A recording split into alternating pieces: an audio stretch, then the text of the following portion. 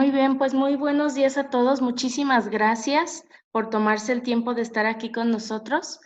En Grupo Empresarial Río, pues nos dedicamos a dar ponencias, clases y diplomados en línea. En esta ocasión invitamos al doctor Eliezer Osegueda, que nos va a dar una plática, una charla sobre conceptos de crecimiento y desarrollo craneofacial y origen de las maloclusiones. Le cedo el micrófono al doctor. Muchísimas gracias por acompañarnos hoy. Muchas gracias, doctores. ¿Cómo están? Bienvenidos. Es un gusto saludarlos. Antes que nada, pues quiero felicitarlos porque el hecho de estar aquí nos está diciendo a nosotros que ustedes están con mucha ansia y muchas ganas de seguir aprendiendo. Esto que vamos a ver el día de hoy son conceptos del crecimiento y del desarrollo del cráneo y de la cara de un paciente y que va a tener como repercusión pues el origen de las maloclusiones. Muy bien, pues vamos a comenzar. Voy a hablar un poquito acerca de la formación. Tengo una licenciatura en odontología, tengo un diplomado en cirugía bucal, una especialidad en ortodoncia, una maestría en odontología. Estoy certificado en algunos sistemas de ortodoncia como Insignia, Invisalign y ortoimplantes, bilingüe español-inglés. Autor de 2 libros académicos de analgesia y anestesia en odontología y tengo algo de experiencia docente en posgrado y pregrado en odontología. Experiencia en coordinación de talleres, cursos, congresos y diplomados. Ponente en áreas de interés de la odontología y estoy certificado como agente capacitador externo. Bueno, pues una vez dicho lo anterior, vamos a comenzar.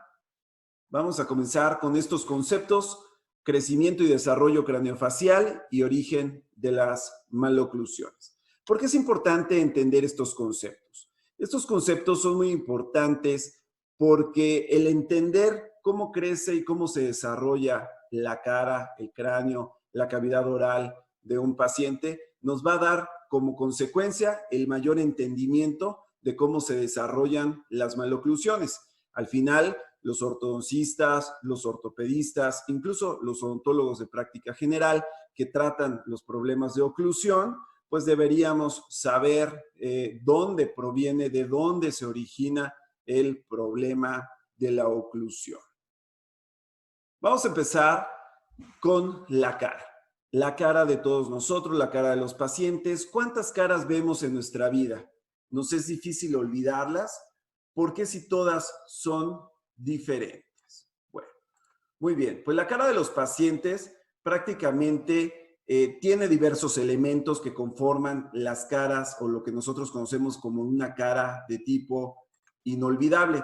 Son una serie de conjuntos, una serie de elementos que en su conjunto nos van a transformar una expresión facial y que en lo individual pues propiamente nos sirve para conocer el desarrollo individual solamente de las estructuras.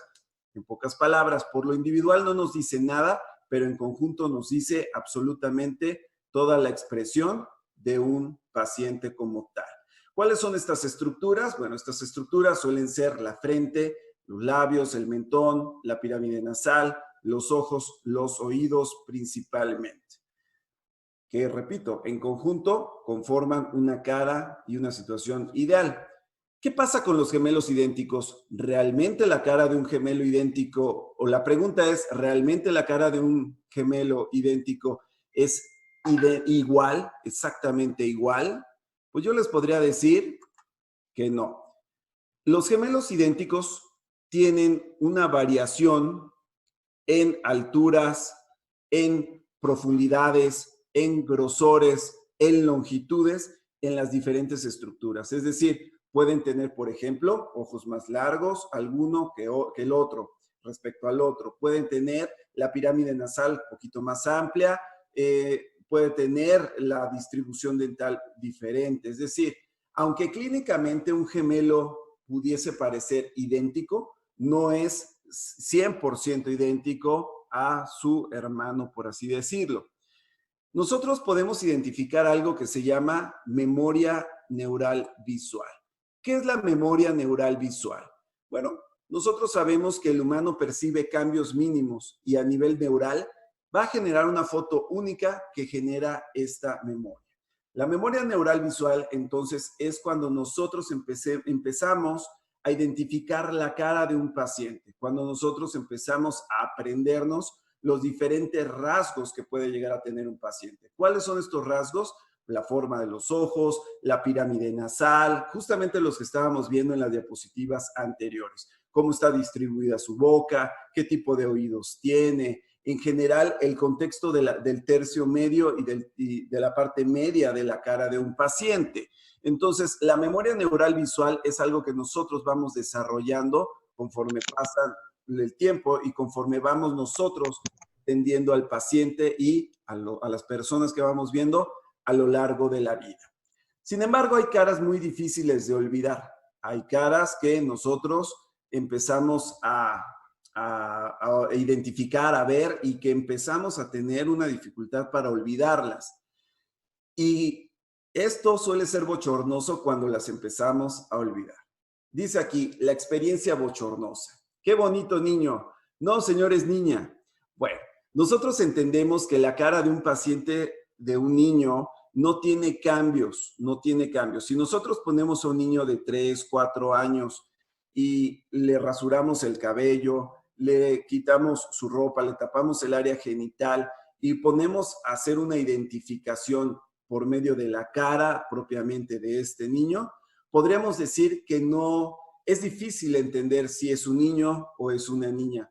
Esto es porque la cara del humano, hasta los cambios de la pubertad prácticamente, se empieza a diferenciar con la aparición de los niveles hormonales que empieza a hacer pues, sus cambios, como el cambio de voz, el adelgazamiento de la mandíbula, la expresión de los pómulos, etcétera. No, las estructuras, principalmente las estructuras de choque, que nosotros llamamos estructuras de choque facial. Por tal motivo, cuando la cara del paciente va avanzando en edad y va apareciendo la situación hormonal, entonces nosotros vamos a empezar a poder hacer una identificación. Si es un niño o si es una niña. Evidentemente, y de manera clínica, pues en el mundo no anda ningún paciente rapado y ningún paciente anda por la calle, ningún niño anda por la calle, pues prácticamente sin un poder de identificación clínico. En este caso, pues bueno, ya los aretes, el corte de cabello, el perfume y algunos otros accesorios que evidentemente nos van diciendo que se trata, pues propiamente, de un niño o de una niña. Es muy importante aquí, dice, la cara de una persona siempre tiene cambios, es decir, nunca es estática. Es un hecho importante para la ortodoncia, por ejemplo, en el caso de las extracciones. Nosotros sabemos que extracciones en ortodoncia en pacientes que todavía les falta el último pico de desarrollo corporal, pues va a tener repercusiones estéticas muy importantes en la adultez de ese paciente. Es decir, nosotros en la práctica ortodóntica tenemos que ir viendo que las extracciones son un método terapéutico que sí es muy necesario cuando está indicado, cuando de plano los dientes no tienen cabida dentro de la cavidad oral, pero que no es un recurso primario que nosotros debemos hacer. ¿Por qué? Porque vamos a empezar a alterar propiamente la cara del paciente, porque ésta no va a tener la misma situación y conformación de joven adolescente hacia un adulto o adulto mayor. Es decir, la cara se va desarrollando, la cara del paciente va creciendo y la cara del paciente va cambiando. En pocas palabras, hay algo que nosotros conocemos como una frase: los huesos siempre sufren una remodelación durante la vida. Si esto no sucediera, si no existieran cambios que nosotros denominamos como los cambios regionales por hormonas y situaciones ambientales, prácticamente nosotros tendríamos una cara de niño desde que nacemos hasta que morimos. Y esto evidentemente no sucede así. Vamos a ir viendo a lo largo de la plática cómo la cara de un paciente va creciendo y se va desarrollando. Hay una teoría muy básica que la vamos a ir desarrollando más adelante, que dice que la cara de un paciente solamente crece hacia adelante y hacia abajo, en un tipo de forma de L. Ese concepto, que es un concepto muy antiguo, hoy día ya se sabe que se ha revolucionado y vamos a ver justamente cómo está creciendo la cara del paciente. Ya hablando de un término más estricto, pues nosotros la cara del paciente la conocemos como el biotipo facial. Sabemos que el biotipo es un determinante para planificar un plan de tratamiento. Evidentemente, no vamos a hacer biomecánicas de extrusiones molares, por ejemplo, en un paciente dólico-facial, porque sabemos que acentuaría el biotipo facial como tal, lo haría más leptoprosópico, por ejemplo. Sin embargo, ese ejemplo de biomecánica, bueno, es uno de muchos ejemplos que puede alterar el biotipo y a través de nuestras biomecánicas como tal. Pero bueno, el biotipo facial, la cara del paciente en términos concretos, es un elemento que, vuelvo y repito, es determinante para poder planificar el plan de tratamiento. Vamos a entender un poquito los biotipos faciales, vamos a recordarlos a grosso modo cómo se establece el biotipo facial en la cara de un paciente. Nosotros tenemos generalmente una correlación en longitud y en amplitud de la cara y el cráneo. Generalmente van al par, es decir, un tipo de cráneo, en este caso voy a empezar a describir que un cráneo y una cara que conservan el mismo ancho y el mismo largo adquieren el nombre de mesocefálico, un cráneo mesocefálico con una cara de tipo ortofacial o mesofacial. Es decir, conservan las mismas longitudes tanto en amplio como en largo, o similitudes o prácticamente muy cercanas las longitudes y las amplitudes. Un cráneo dolicocefálico quiere decir un cráneo que es más largo que ancho y generalmente va con una cara de tipo leptoprosópico. Leptoprosópico es un término un poquito ya más científico, es muy conocido también como un paciente dólico facial. Y por tercero, tenemos los pacientes de tipo braquicefálico, que tenemos, bueno, un cráneo más amplio que largo y con una cara euriprosópica. Vuelvo y repito, euriprosopia se refiere a una cara de tipo braquifacial, que es más ancha que larga como tal. Ahora, una vez que entendemos estos tres conceptos como tal, como biotipo y correlación craneal facial, nosotros debemos entender que estos tres biotipos faciales tienen en condiciones normales, donde no hay hábitos externos, donde no hay una influencia genética nociva, tienen desarrollos de oclusiones o normooclusiones, es decir, van a tener tendencias a desarrollar su oclusión clase 1 completamente normal. Más sin embargo, cuando tenemos factores asociados como el factor genético o como el factor de hábitos nocivos, perniciosos, bueno, hay tendencias de desacomodo de la oclusión. En este caso, por ejemplo, los pacientes mesocefálicos suelen ser o tendentes a tener alteraciones de oclusión de características clases 1 en desacomodo. 2, los pacientes dolicocefálicos, leptoprosópicos, tienen tendencias de desacomodo hacia clases 2. Los pacientes braquicefálicos, euriprosópicos, tienen tendencias de malacomodo a clases número 3. Eso lo vamos a ir viendo más adelante relacionado a la clase craneal y al desarrollo facial. Aquí pudiera estar la primera respuesta que dice, ok, ¿cuál es el origen del problema de oclusión?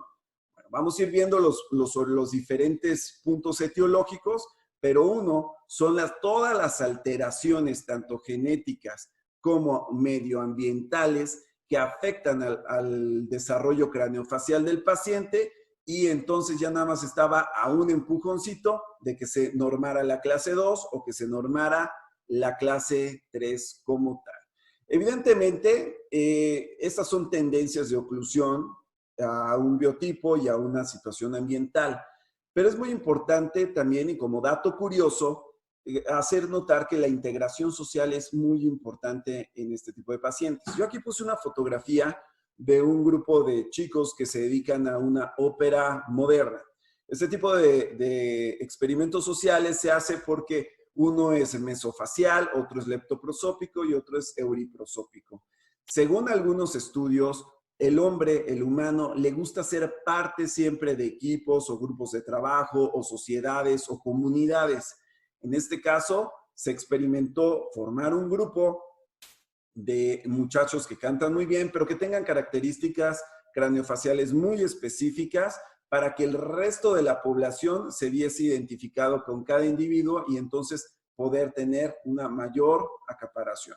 Esos son términos más mercadotécnicos, pero vean cómo influye incluso la tendencia de desarrollo del biotipo del cráneo y de cara en tendencias sociales. Sin embargo, existe un cuarto tipo, que es un cuarto tipo de correlación craneofacial que nosotros denominamos el paciente dinárico.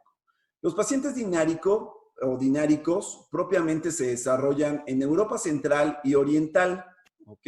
Son pacientes cuyo cráneo suele ser braqui o tener euriprosopia, es decir, son cráneos amplios, pero con caras leptoprosópicas o largas.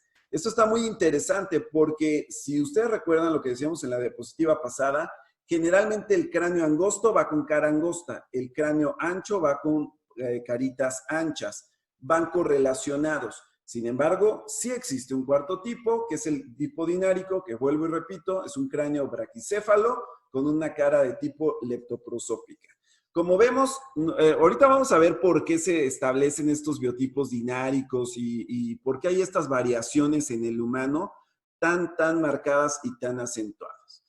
Pero antes, me gustaría empezar con algunos conceptos preliminares para entender propiamente el crecimiento. Vamos a dar un repaso por todos estos conceptos preliminares que nos van a llevar entonces al mejor entendimiento del desarrollo del cráneo y de la cara de los pacientes. El primer concepto es el crecimiento y desarrollo de la cara propiamente.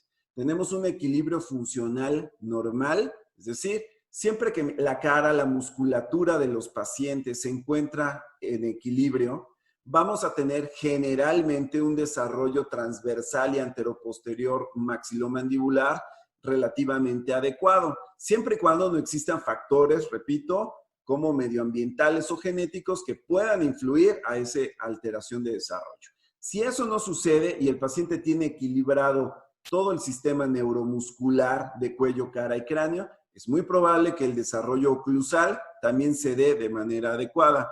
Sin embargo, nosotros empezamos a trabajar y evaluar justamente pues, los desequilibrios. Vamos a ver que los desequilibrios musculoesqueléticos de cuello, cara y cráneo nos dan como resultado alteraciones en los planos de oclusión, es decir, el malacomodo o la maloclusión per se. Entonces aquí nosotros tenemos que los desequilibrios pueden ser funcionales anormales, es decir, que el paciente puede estar en un desequilibrio muscular, pero aún así respira, aún así come, aún así mastica, perdón, aún así deglute, aún así bebe. Entonces es un paciente que está en desequilibrio, pero en un desequilibrio que no es normal, pero que está funcionalmente estable.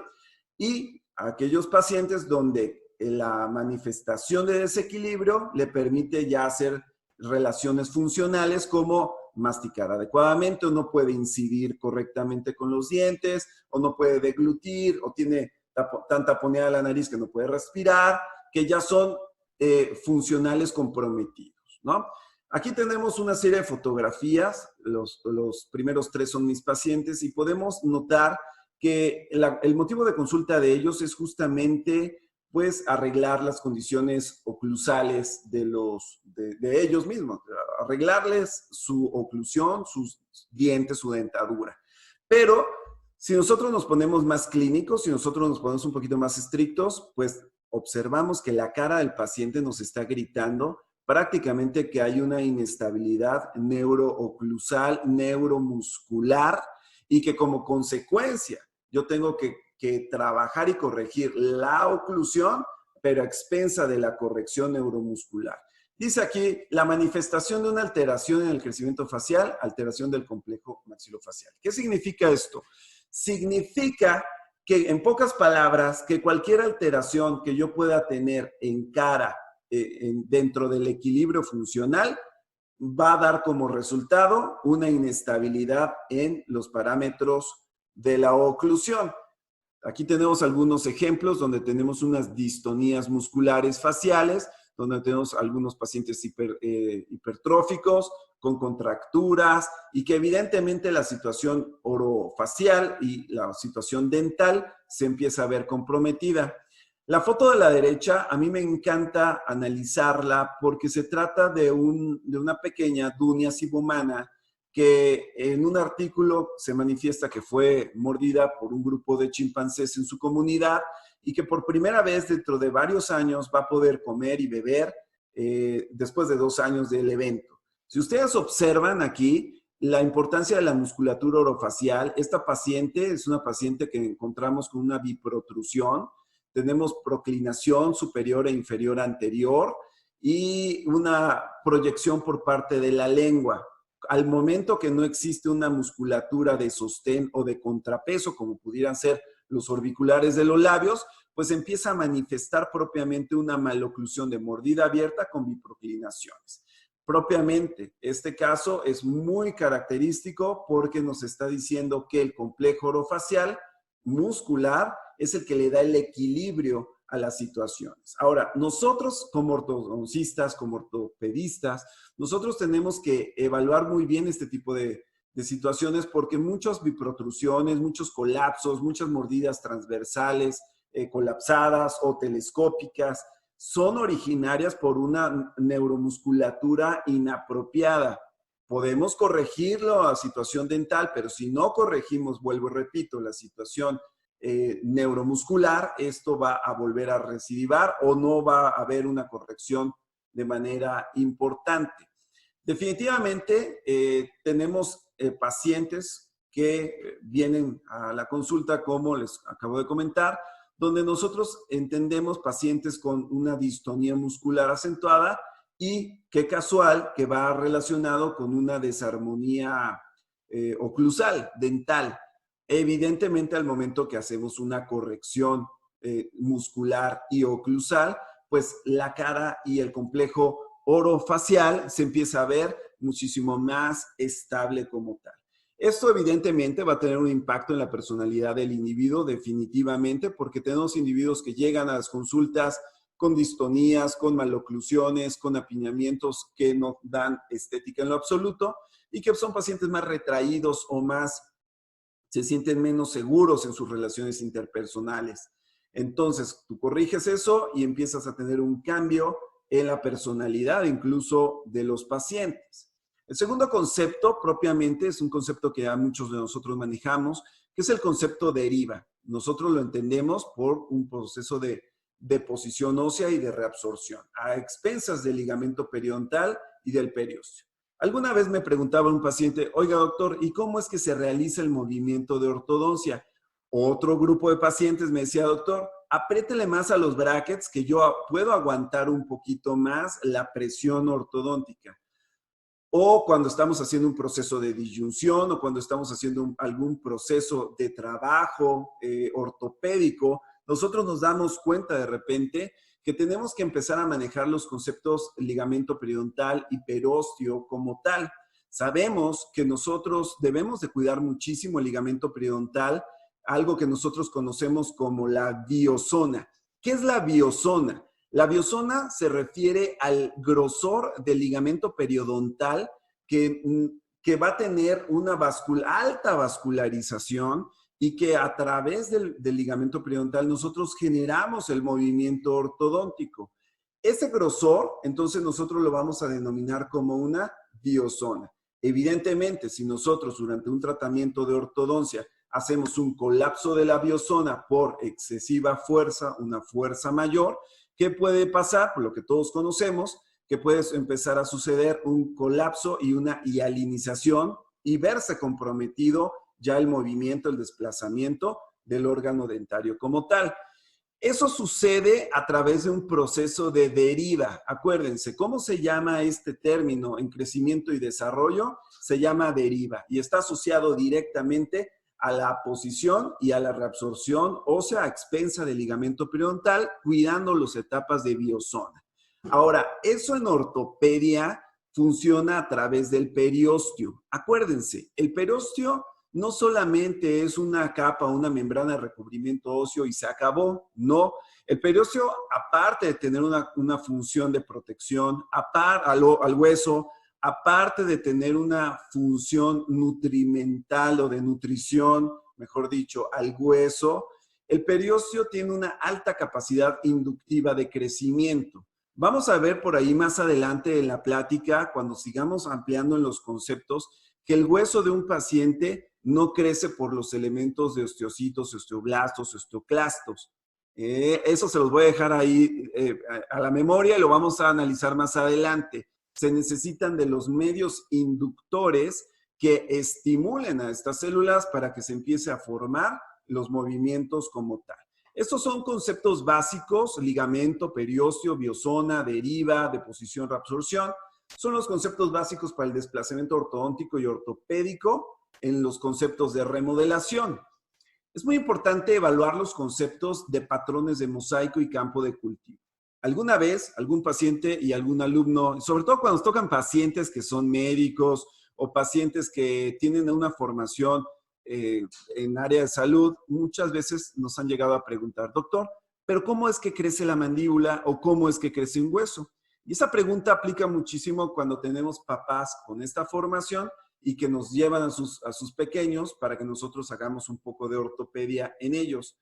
Básicamente tenemos que entender que las células formadoras y las células que se encargan de degradar a sí mismo el hueso, es decir, las células que se encargan del proceso de deriva, están ubicadas en todos los huesos y están ubicadas en un patrón de mosaico, que significa que tienen un acomodo muy específico. Ahora, ese patrón de mosaico en el cual estas células osteogénicas u osteoclásticas están acomodadas, eso en conjunto alrededor de todo el hueso se denominan campos de cultivo. Están cultivadas, están sembradas en un patrón de mosaico. Todas estas células, osteocitos, osteoblastos, osteoclastos, cuando se transforman en osteoclastos, dentro de la matriz ósea.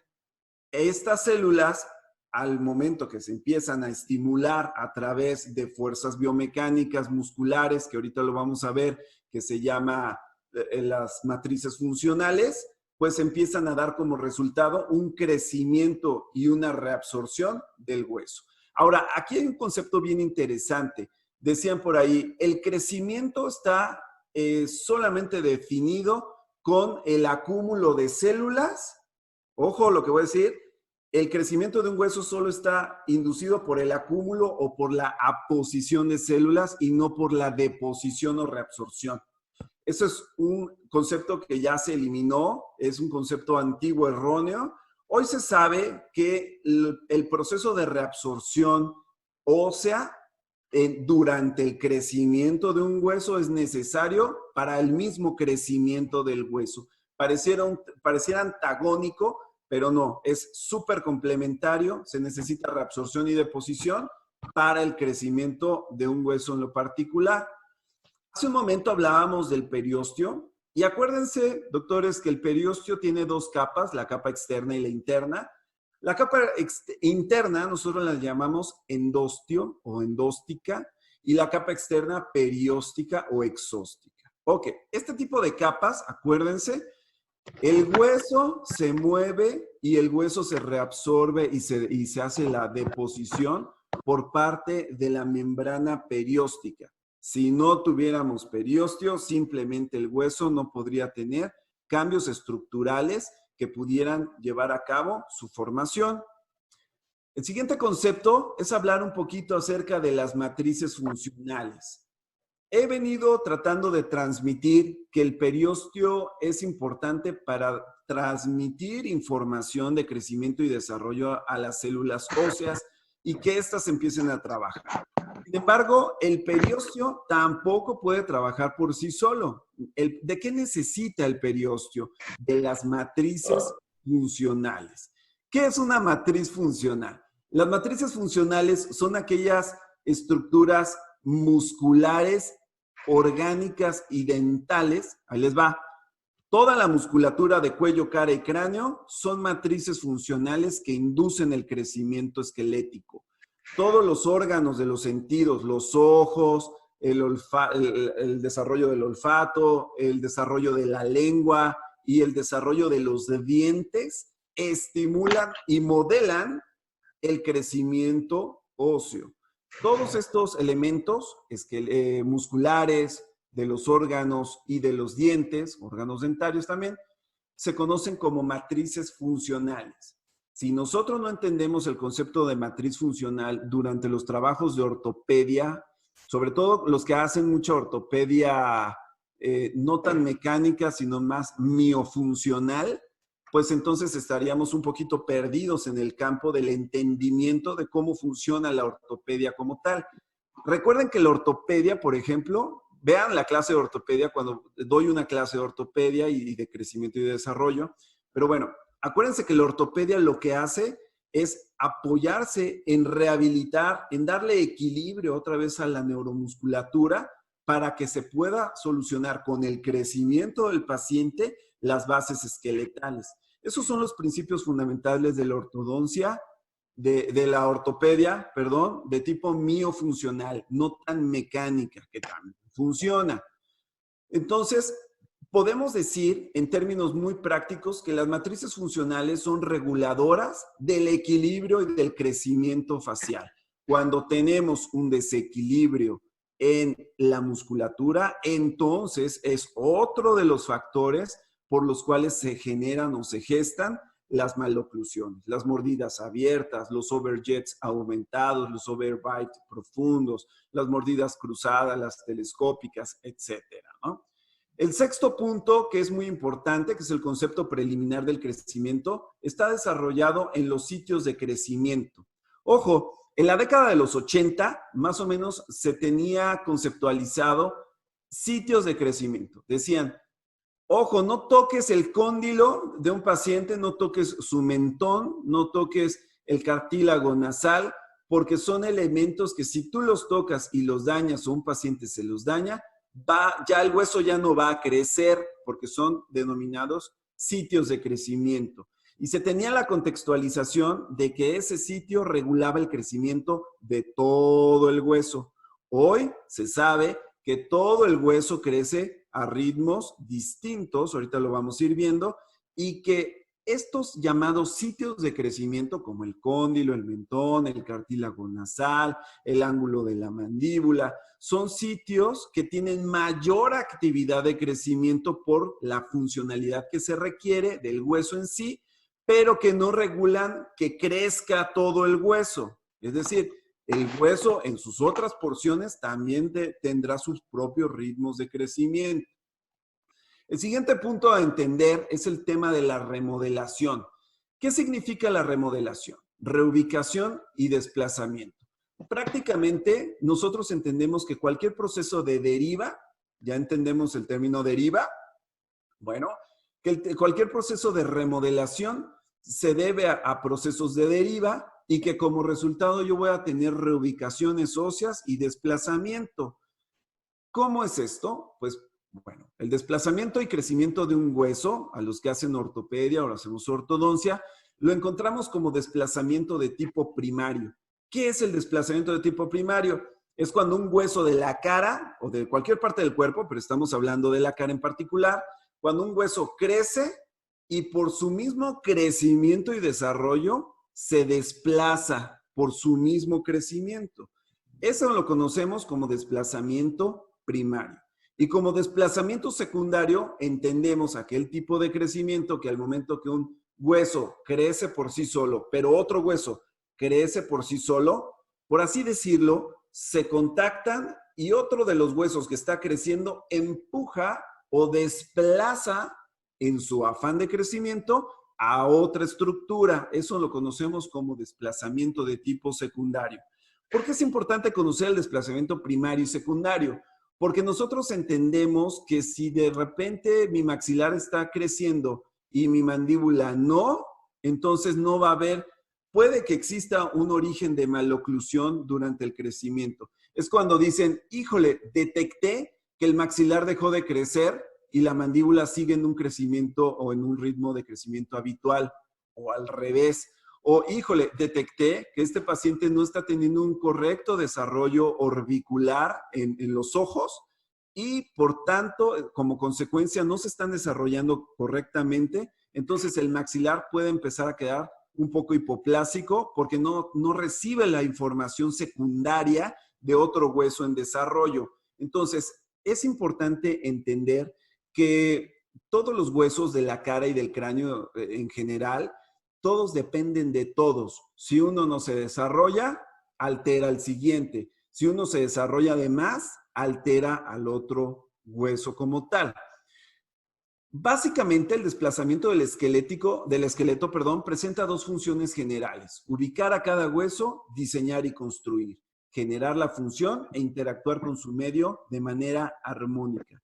Doctores, paciente que no vea bien, que tenga ojos, el globo ocular hipodesarrollado, o que no presente una correcta función respiratoria, va a tener su paciente entonces por necesidad una alteración dentro del crecimiento y el desarrollo orofacial. Si su paciente tampoco tiene un correcto desarrollo de la masa encefálica, va a tener una alteración del desarrollo del complejo bucodentocráneo-facial.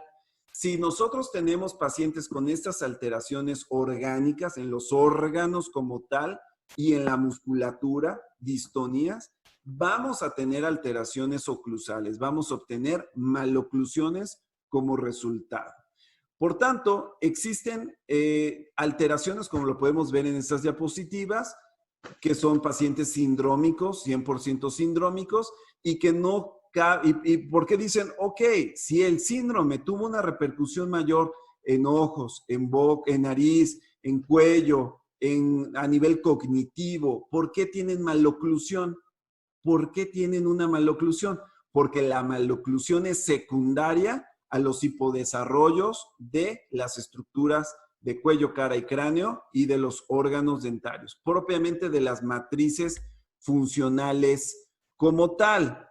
Ahora aquí voy a compartirles una siguiente diapositiva, una siguiente presentación para continuar con esta charla.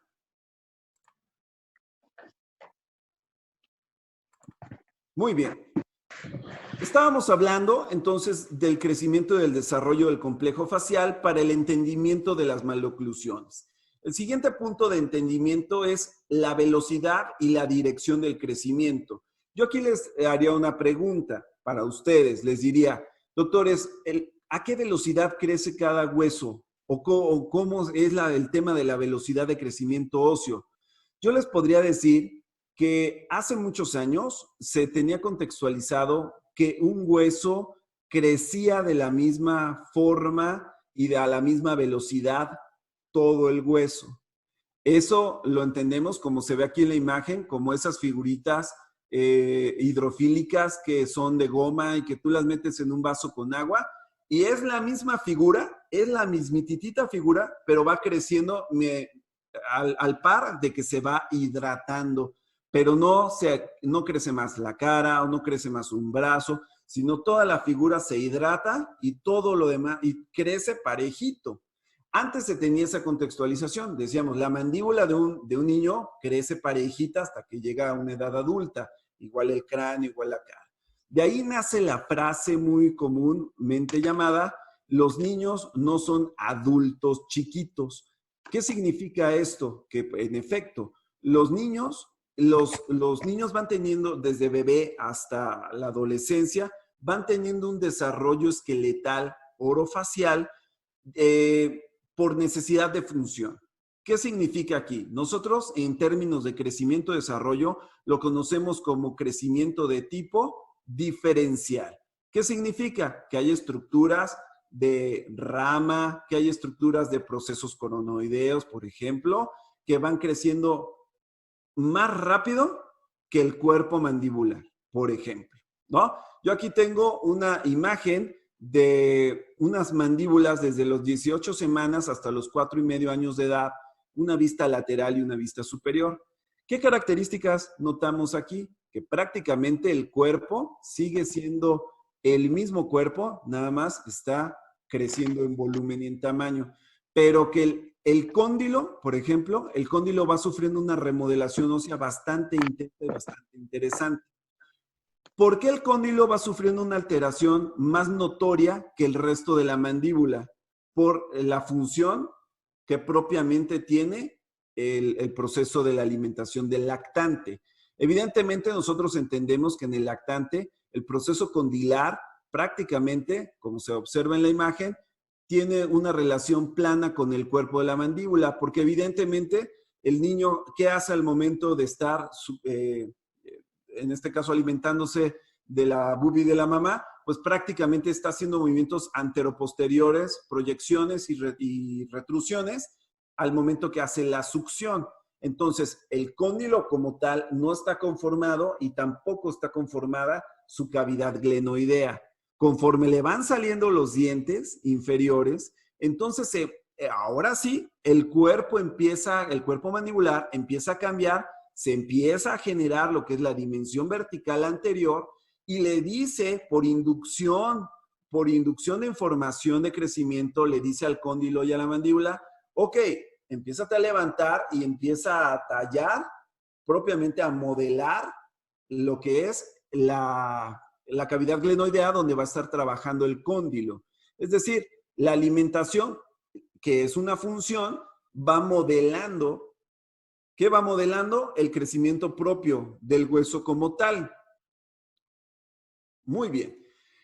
Hasta este momento, nosotros hemos estado hablando acerca del crecimiento del hueso hacia adelante, en sentido anteroposterior, en sentido transverso, en sentido apicocoronario. Estamos dándole un volumen al hueso. Sin embargo, hay un movimiento dentro del crecimiento y el desarrollo de la cara del paciente que es fundamental. Es importantísimo complementarlo porque todos los huesos también sufren de rotaciones. Así es. Cuando te pregunten, oiga doctor, ¿y entonces cómo crece un hueso? Un hueso crece por movimientos anteroposteriores, movimientos transversales, movimientos de apicocoronarios, o sea, de altura, pero también movimientos rotacionales. Nosotros entendemos que la cara de un paciente, cuando hablábamos nosotros de biotipología, entendíamos que la cara de un paciente es una cara dólico-facial, una carita larga, y generalmente el término es que tiene un crecimiento horario. Bueno, el crecimiento horario no es hacia adelante, es rotacional, ¿verdad? Se dice que la cara, el biotipo facial, ¿de qué depende? Depende del crecimiento del complejo nasomaxilar. Si yo entiendo que el desarrollo del cráneo y de la musculatura, pero del cráneo a expensa del cerebro, empuja a la base craneal de un paciente y al empujar a la base craneal del paciente, mi complejo nasomaxilar se desplaza de manera secundaria, o sea, se desplaza, se baja, se hace hacia adelante, baja, rota.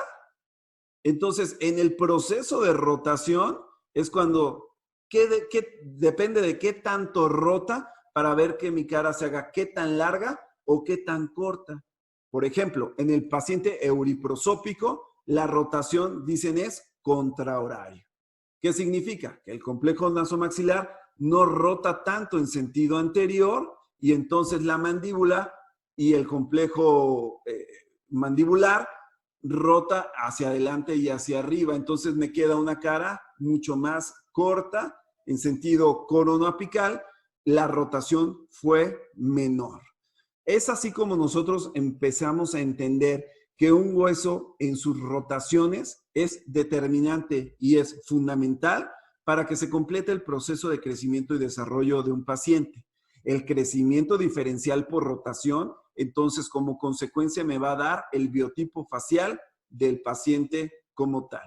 Si algún día les preguntan, doctor, ¿y cómo crece la cara de un paciente? Bueno, la cara de un paciente, que es un punto importantísimo para entender el origen de las maloclusiones, la cara de un paciente crece hacia adelante, hacia abajo, rota y se expande, pero al mismo tiempo de manera simultánea, lo cual hace un collage, una explosión de crecimiento. Vuelvo, repito, hacia adelante, hacia abajo, rota y se expande, pero todo de manera simultánea. Hay algo que nosotros llamamos los ritmos de remodelación ósea. ¿Qué es un ritmo de remodelación ósea? Veíamos nosotros que era prácticamente la velocidad diferencial del crecimiento de un hueso. Unas partes de un hueso crecen más rápido que otras y esto es generalmente por la función, como lo explicábamos en la mandíbula de un neonato hasta la mandíbula de un adulto. Y aquí viene la primera pregunta que yo les hacía hace un momento. ¿Quién modula y quién produce el crecimiento? Yo les compartía y les decía, ¿serán los osteoblastos? ¿Serán los osteocitos, los osteoclastos, los fibroblastos?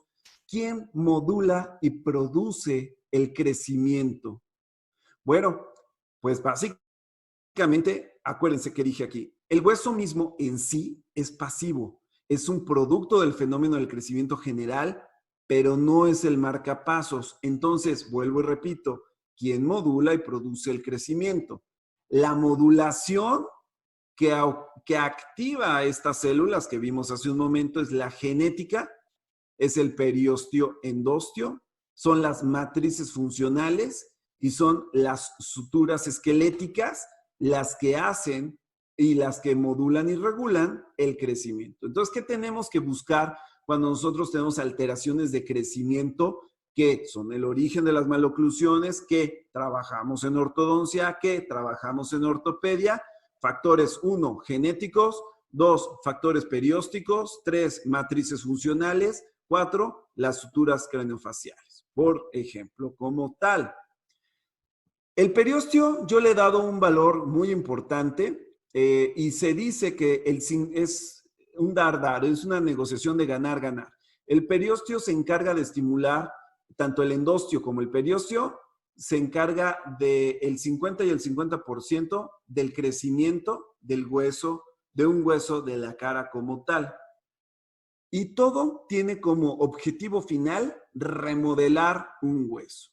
Básicamente remodelar significa establecer todos los cambios óseos en un paciente.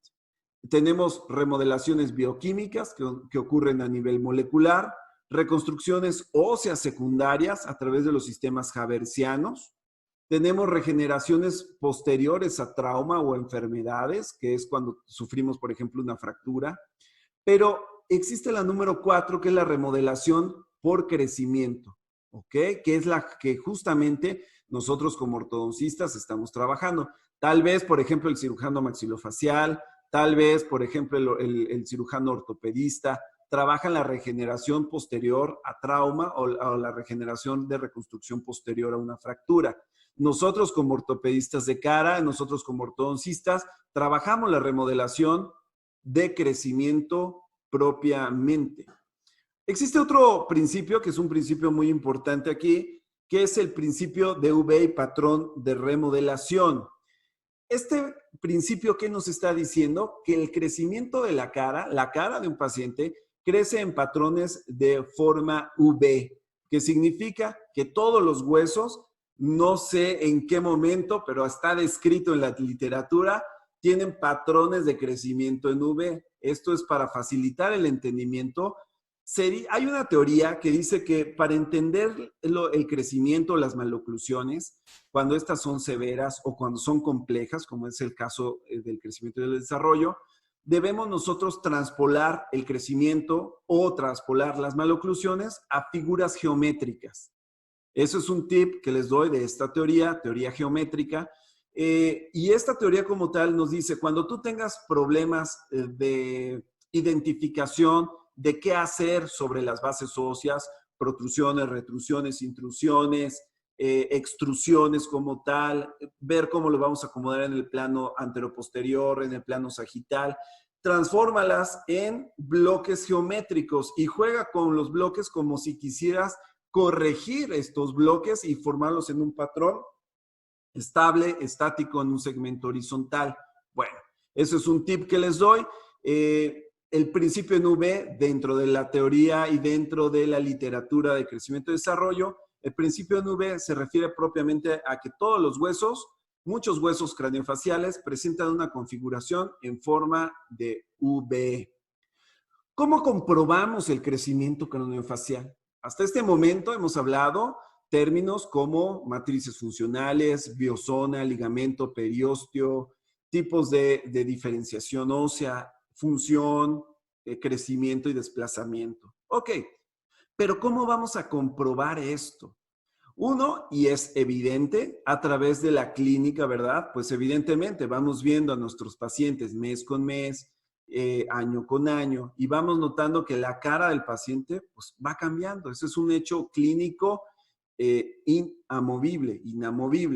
Pero más allá del hecho clínico, si a mí me interesa evaluar qué tendencia de crecimiento tiene un paciente, es decir, si mi paciente está empezando a tener tendencias de crecimiento prognático, retrognático, de colapsos transversales, pues la única manera de hacerlo es con el tiempo, y dos, contrastando en cada etapa de tiempo, puede ser cada 6 meses, puede ser cada año, con un estudio cefalométrico lateral, donde yo pueda trabajar la sobreposición de los trazados cefalométricos sobre el mismo paciente. Ahora, es muy importante hacer este tipo de estudios sobre los cefalogramas. Yo sugiero hacerlo sobre el trazado. A mí me encanta hacerlo sobre los cefalogramas en lugar de los fantasmas. No que los fantasmas estén mal, al contrario, están muy bien y es una técnica muy utilizada, pero hay alguna literatura que marca que de pasar la imagen de una radiografía, transformarla 100% en un fantasma, puede haber un poco de distorsión en la apreciación del que lo está haciendo y obtener diversidad en la exactitud de la definición de la estructura. En el caso de los cefalogramas, pues bueno, suele ser una situación mucho más clara, pero bueno, yo se los dejo también a su acomodo. Hay personas que trazan en fantasma increíblemente bonito y hay personas que nos acomodamos más en los cefalogramas como tal. Para poder hacer nosotros entonces un asunto de evaluación cefalométrica, generalmente nos basamos en estudios cefalométricos que mantengan a la línea o al plano SN como su norma comparativa. Ojo con lo que voy a decir. Se dice aquí que el plano SN es el plano más estable dentro del crecimiento y el desarrollo craneofacial de un paciente. Se establecen diferentes estudios cefalométricos. Les voy a poner, por ejemplo, uno, Steiner. Y dice Steiner en su plano SN, hay que contrastar todo el crecimiento facial, es decir, el plano mandibular, el plano de espina nasal, el plano de oclusión. Todos estos planos los podemos contrastar y comparar en angulaciones y milimétrica con el plano SN, porque es el plano base de cráneo que es el plano más estable. Se dice que de los 6 a los 16 años de edad, este plano tiene su mayor tasa de crecimiento, pero aún así suele ser muy poquita la variación. Por eso es que en un paciente que yo le saco su radiación, su cefalograma lateral a los 6, 7, 8 años de edad, 9, 10, 11, 12, y lo voy contrastando, el plano SN me va a funcionar como un elemento de análisis, de comparación, porque es el plano que menos tiene modificaciones. Sin embargo, hay un contexto que es muy importante aclarar. El plano SN es un punto de referencia, ¿ok? Pero tiene sus restricciones. ¿Cuándo tenemos restricciones en el plano SN? ¿Cuándo no es válida? Bueno, básicamente no es válida cuando tenemos dos principios que consideramos a veces como inamovibles. El primer principio es al equívoco de que la base de cráneo es estable y constante, porque en realidad no lo es. Ojo, es el plano más estable y más constante. Sin embargo, no es una viga que permanezca en esa misma posición toda su vida. O sea, acuérdense que también tiene un crecimiento.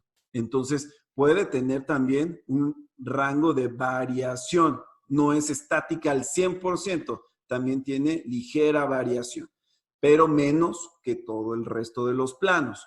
2, suponer que existen puntos fijos, silla y nación, que no tampoco sufren movimiento. Sabemos que el nación, por ejemplo, varía en la edad, en el sexo, en la etnia, en algunos síndromes. Sabemos que silla también pudiera llegar a presentar alguna alteración en el paciente. La cara no crece solo hacia adelante abajo. A ver cómo les dije que crecía la cara. La cara crece de cara. El biotipo de un paciente se establece por el crecimiento facial porque crece hacia adelante, hacia abajo, rota y se expande. Y todo esto sucede al mismo tiempo. Cuando estos movimientos tienen una alteración genética o hábitos o de medio ambiente, entonces se empieza a gestar la maloclusión. Visto de otra forma, cuando el biotipo facial se encuentra, el crecimiento de la cara se encuentra con hábitos genéticos, hábitos de ambiente que puedan ser nocivos, lesivos para el complejo orofacial y que generan inestabilidad de la matriz funcional o de las matrices funcionales, entonces también se gesta una maloclusión como tal. Entonces, eso nosotros entendemos que el crecimiento facial por etnia es muy diferente. Yo aquí, por ejemplo, encontré este collage de caras de algunas chicas de Alemania, francesas, danesas, tártaras, bielorrusas, y nosotros vamos observando en estos diferentes tipos de biotipo que la cara y el desarrollo de una chica, por ejemplo, del Congo, una chica congolesa, no es para nada similar, por ejemplo, a una chica lorenza de esta población o una chica de Armenia, ¿ok? El complejo y el desarrollo facial está influenciado altamente de manera genética, pero ambas o todo este grupo de mujeres también puede estar alterado por situaciones genético, sí, pero también ambientales o locales. Ahora, hay un punto aquí bien interesante que es el estudio cefalométrico aplicado. Fíjense que yo les estoy diciendo aquí que nosotros nos basamos en las líneas SN, ¿no? Y nos basamos en base de cráneo. Y hacemos cefalometrías como podemos encontrar Steiner, Tweedwitz, análisis de Bolton, McNamara, George Yarabak, Ricketts, etc. O sea, existen muchísimos análisis cefalométricos. Sin embargo, gran parte de estos análisis cefalométricos están hechos para este tipo de etnias más europeas, por ejemplo, por así decirlo.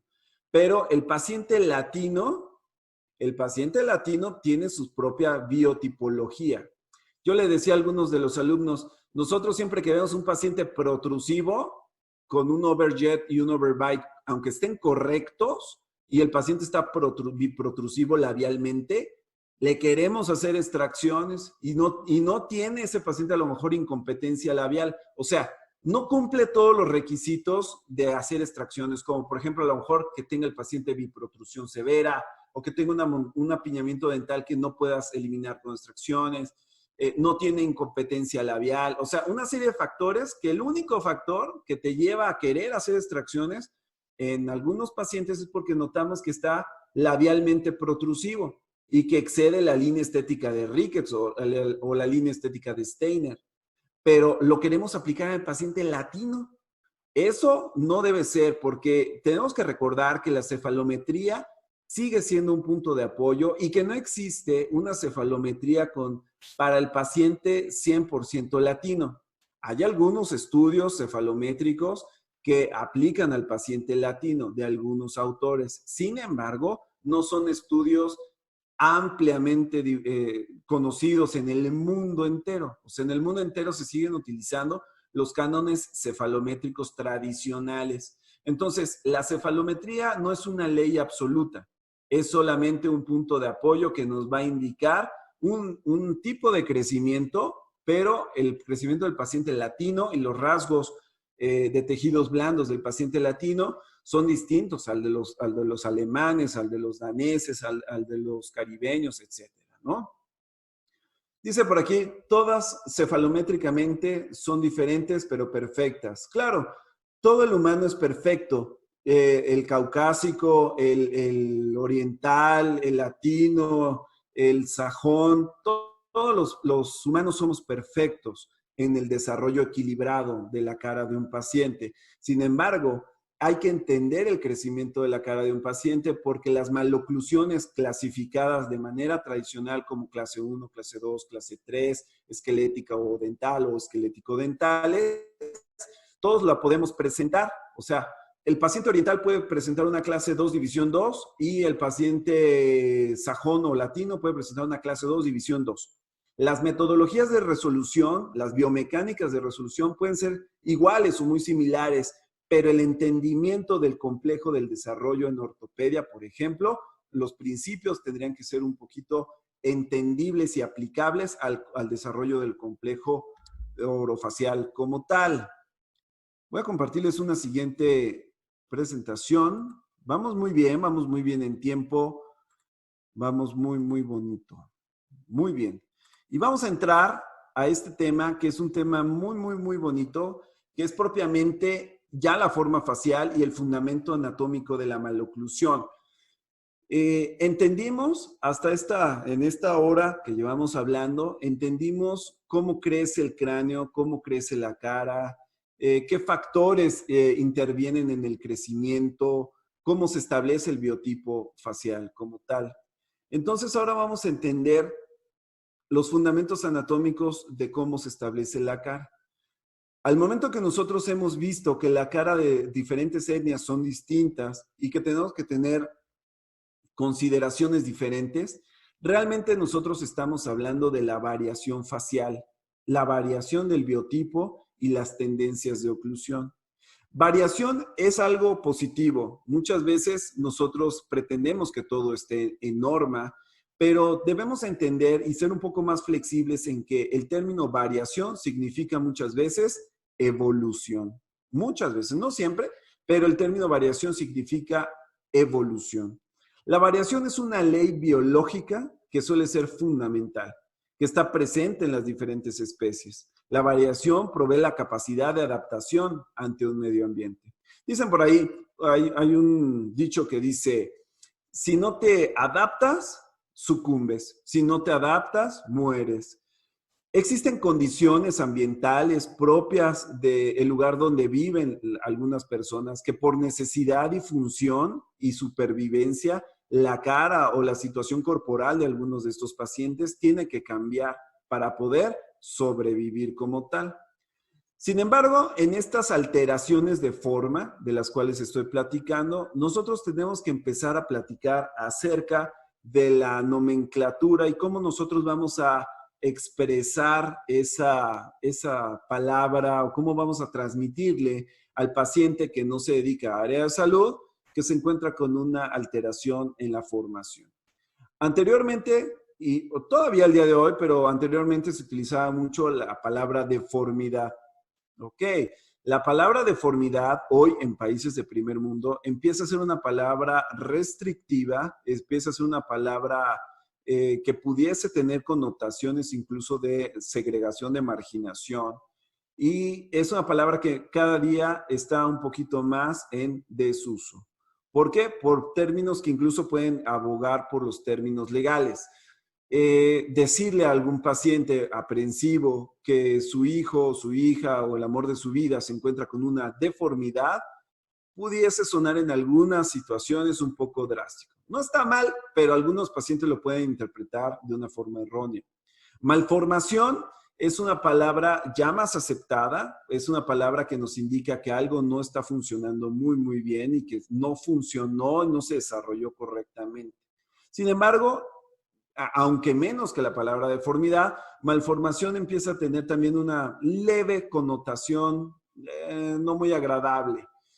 Hoy día nosotros nos referimos a los problemas de desarrollo facial como dismorfias faciales o como dismorfia, entendiendo por dismorfia pues alguna deformidad, una malformación, una alteración en la forma como tal. Sin embargo, es un término un poco más médico, es un término un poco más técnico, por así decirlo, respecto a las otras dos palabras. Es como decir, en pocas palabras, es como decir un paciente de cara larga, lo entiendo, o decir es un paciente dolicofacial, lo entiendo un poquito más técnico, O me puedo ver un poco más técnico y decir, es un paciente leptoprosópico. Se refiere exactamente a lo mismo, pero la forma en cómo lo decimos puede implicar connotaciones técnicas más específicas, menos complicadas. A mí me encanta ver esta imagen, estas 3 imágenes caricaturescas, porque reflejan mucho de las anomalías craneofaciales que nosotros podemos encontrar en la vida, en la vida real, en la vida de los pacientes. ¿Quién nos ha encontrado por ahí un paciente bien prognático y que se relaciona con poder, con autoridad? O un paciente retrognático que se representa con el paciente introvertido y enojón, o con el paciente que tiene un gran desarrollo de la cavidad craneal y que decimos, oh, este paciente es súper inteligente. Hoy día las películas de Disney y algunas películas de Pixar están aventando este tipo de imágenes, bueno, para tener igual que en el grupo de cantantes que les comenté hace un momento, avienta esto para tener una mayor identificación con el mercado humano, global, con este tipo de situaciones. El humano, doctores, es la especie donde más variación craneofacial existe. Esto es muy importante conocerlo. O sea, el humano es el que más alteraciones del desarrollo orofacial, craneal, presenta. Acuérdense que el cerebro como tal es aquel órgano modelador de la cavidad craneal, pero que a través de su crecimiento primario va a inducir el desplazamiento secundario de las estructuras de cara y cráneo, generando como consecuencia el desplazamiento anterior hacia abajo, de rotación, de expresión, de expansión del complejo y el biotipo orofacial. ¿Por qué existen variaciones craneofaciales? ¿Por qué? ¿Por qué es el humano como tal? Básicamente, otro de los orígenes, si ustedes han ido pescando, hemos estado trabajando varios orígenes de las maloclusiones. Otro de las situaciones es la mezcla étnica. Hoy día nosotros podemos fácilmente viajar a países del otro lado del mundo y tener una interrelación de razas o de etnias y los niños que puedan salir de estas parejas, bueno, pues van a tener una mezcla genética interesantísima. Hoy puede enamorarse de una chica del Congo, se puede enamorar de un asiático y tener un niño que a la mezcla de genes, vamos a ver qué biotipos se establecen, qué tendencias de desarrollos craneofaciales se establecen. A lo mejor sale un dinárico, a lo mejor sale un paciente dolicofacial leptoprosópico, etcétera. Todos somos perfectos, pero estas variaciones en el humano hoy día se dan. Anteriormente había una clasificación étnica que decían los pacientes de raza negra tienen ciertas características muy específicas. Las pacientes de anglosajonas tienen características muy diferentes al paciente latino como tal. Sin embargo, hoy ya la comunidad ya se relaciona con una comunidad mundial, repito, por la facilidad que tenemos ya de interrelacionarnos con etnias de todo el mundo. Evidentemente, esto no es exclusivo al humano. Las disgnasias o las dismorfias faciales también se dan en el reino animal, en los perros, en los caballos, etcétera, ¿no? Tenemos animales retrognáticos, prognáticos, laterognáticos, con apiñamientos, igual que en el humano. Sin embargo, la estadística nos muestra que evidentemente son de mucho menos marcaje o se encuentran mucho menos presentes en la sociedad. Es más difícil ver un perro prognático que ver una persona prognática. Y esto es porque es por la alta diversidad de mezcla de razas como tal. Entonces, eso es uno de los factores como tal que debemos nosotros considerar.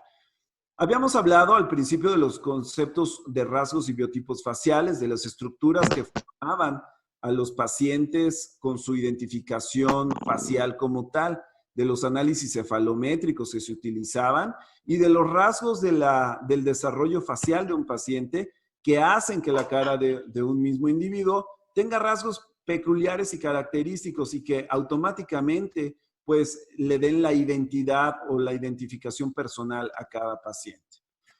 Hablando de rasgos, pues evidentemente hay pacientes que cursan con problemas sindrómicos que van de severos, que pueden comprometer incluso la vida del paciente, y problemas medioambientales o incluso también genéticos que la comprometen cada día menos, hasta el paciente común de la consulta que te llega con un ligero apiñamiento dentario. Evidentemente todos estos pacientes van a requerir de un trabajo, de una aplicación clínica, de una aplicación terapéutica multidisciplinaria. Es muy importante que nosotros trabajemos los pacientes con ortodoncia, con ortopedia, pero también los psicoterapeutas, también los pediatras, también los genetistas, también aquellos profesionistas de la salud del lenguaje, del habla, de la lingüística, etcétera. O sea, un paciente que tiene una alteración de forma facial, de estructura craneofacial, va a requerir de un trabajo multidisciplinario y nosotros como ortodoncistas, odontólogos, como ortopedistas, solamente somos un eslabón o un pequeño engranaje de tratamiento a este tipo de pacientes como tal.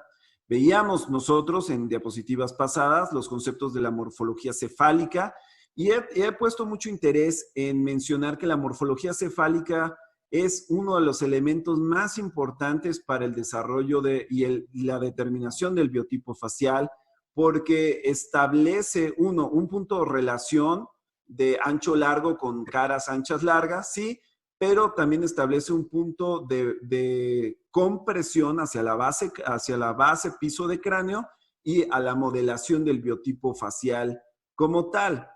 Evidentemente, vamos a entrar en un tema muy bonito que es el tema del desarrollo propiamente cerebral, como yo les comentaba hace un momento.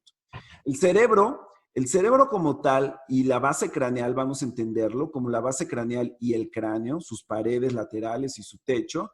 Bueno, el cerebro en el paciente dolicomórfico, es decir, aquel paciente que en su longitud craneal es más larga que ancha, en aquel paciente, su cerebro y su cavidad craneal suelen ser largos en sentido anteroposterior y estrechos en sentidos transversos. La base craneal suele ser plana y la angulación, el piso craneal medio anterior, suele ser abierta. Ok, en términos generales, el cerebro y la bóveda craneal suelen ser angostos en sentido transversal y largos en sentido anteroposterior.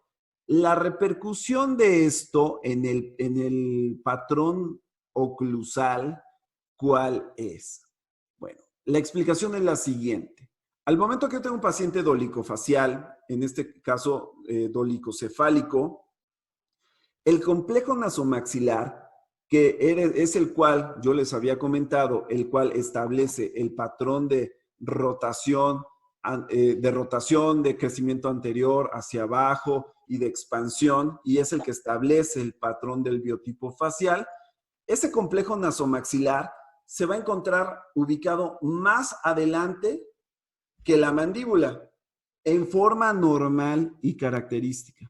Por eso yo les decía, un paciente dolicofacial o un paciente leptoprosópico, si no tuviera alteraciones genéticas ni ambientales como los hábitos nocivos, a pesar de que el segmento nasomaxilar se encontrara más adelante que los segmentos mandibulares como tal, caería en una relación basal tipo 1 y probablemente dental tipo 1.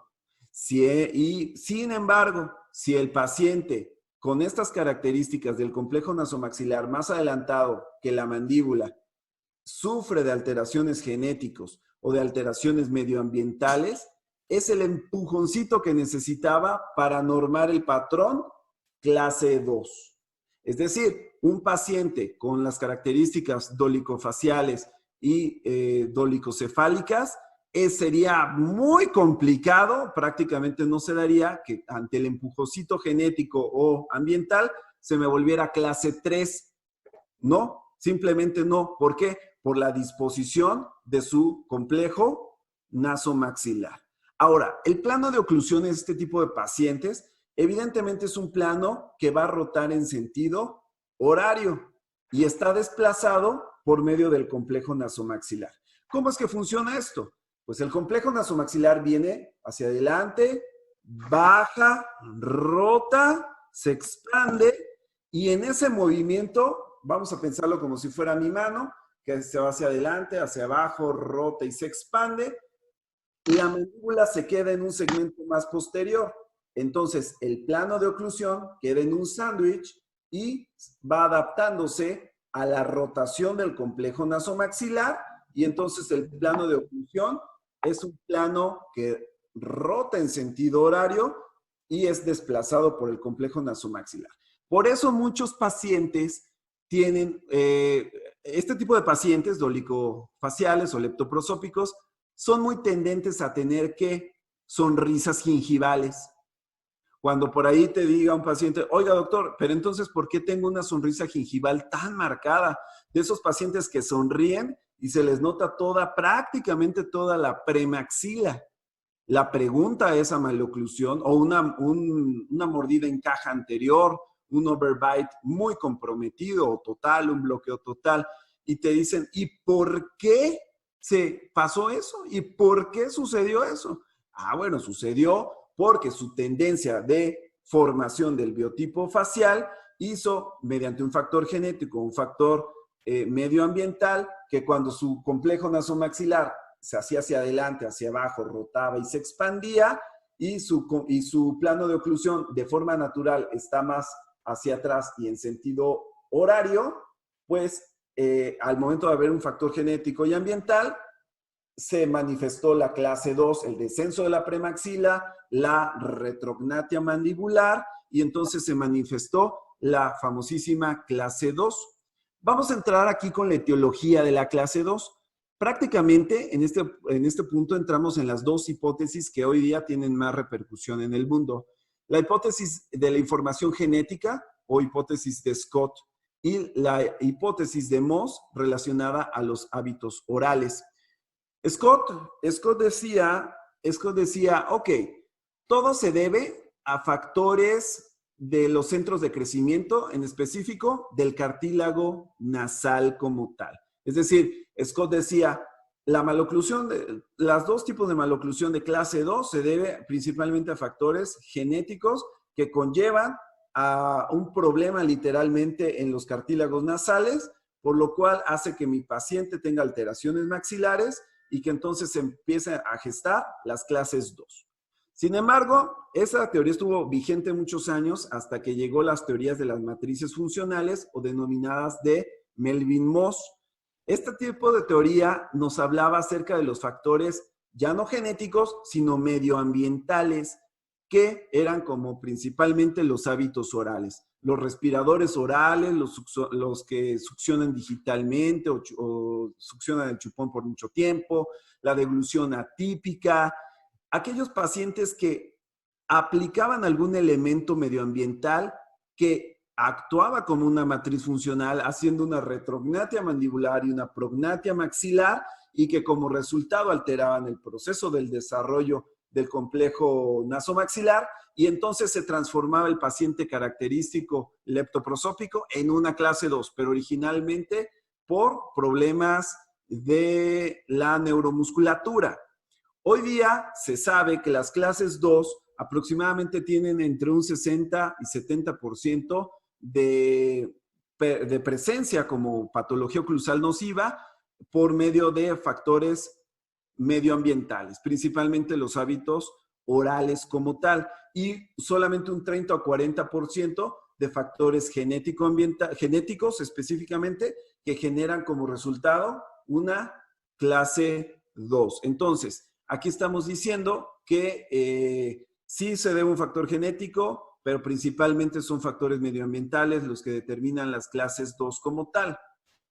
Pues cuando existe estas situaciones, así es como se gesta la bendita, la bendita clase 2, ¿verdad?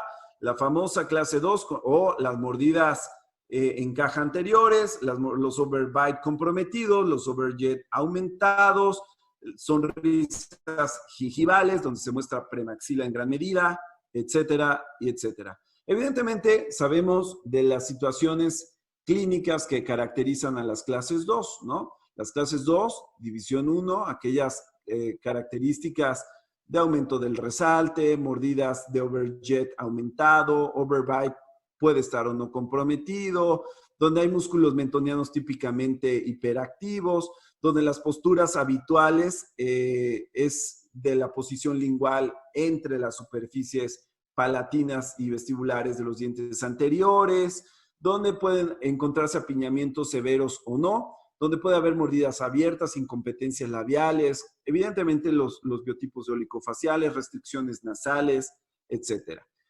Comento yo que estas maloclusiones constituyen un porcentaje significativo de los casos a tratar.